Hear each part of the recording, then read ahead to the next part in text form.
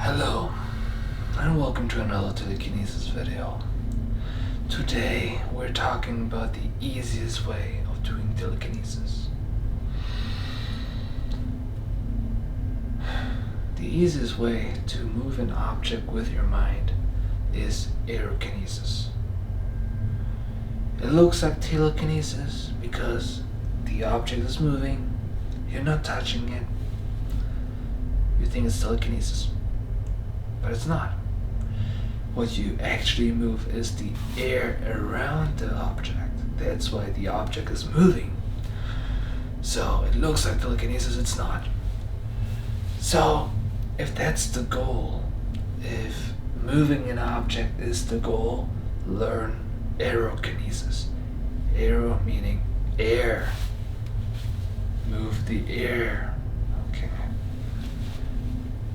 To build a connection to the air is way easier than building a connection to an object. Why? Because we've been breathing air for our entire lives. Our parents have done that, their parents and their parents. Without air, we're not nothing. And air is nothing without us. So, what you gotta do to do Aerokinesis is you have to build a connection to the air around you, okay? You do it by breathing, of course. You breathe in air, take the oxygen out of it, use the oxygen to feed your brain. And with this power and the right amount of focus, you can do Aerokinesis. So, I wanted to use this video just to explain a few things, because very often I get the question that people do telekinesis without having a connection to an object, or they move something they've never seen before. How is it possible? It is possible with Aerokinesis. You can build a connection to the air. Okay.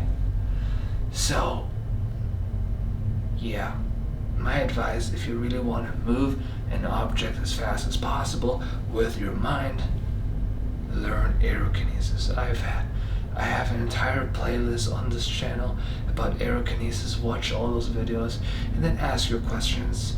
And everybody, I have many in my subscribers. Many of you know how to do Aerokinesis by now, so let's help each other, okay? I don't have to be the only teacher here. You guys got this. We're in this together, okay?